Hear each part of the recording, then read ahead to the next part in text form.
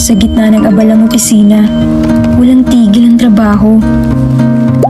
Patong-patong na stress. Pagod, puyat. Sa bawat palo, ramdam ang bigat ng katawan. Hirap makasabay sa laro. Hirap na paulit-ulit na ensayo. Gusto mo na lang sumuko. Puyat, walang tulog.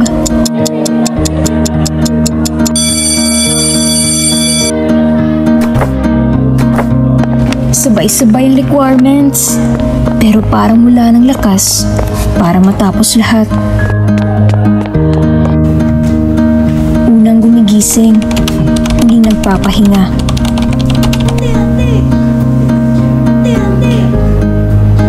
Kailangan alagaan ang lahat, kahit pagod na.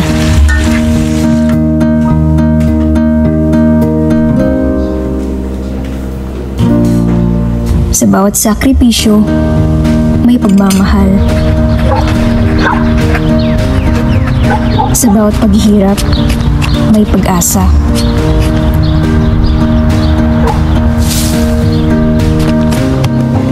Isang sipa, isa pang ensayo. Pero kung ubos ng lakas,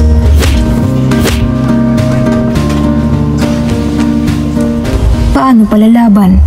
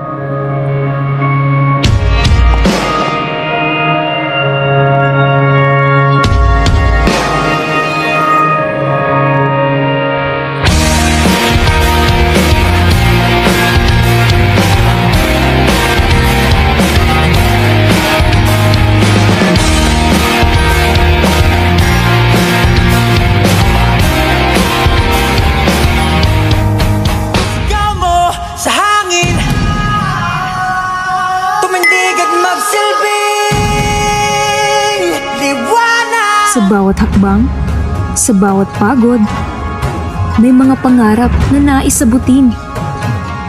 Hindi mo kayang tumigil, hindi mo kayang magpatalo, hindi mo kayang sumuko. Pero sa bawat kwento, may lakas na nag-aantay. Lakas para magpatuloy, lakas para magpatawa, lakas para magtagumpay.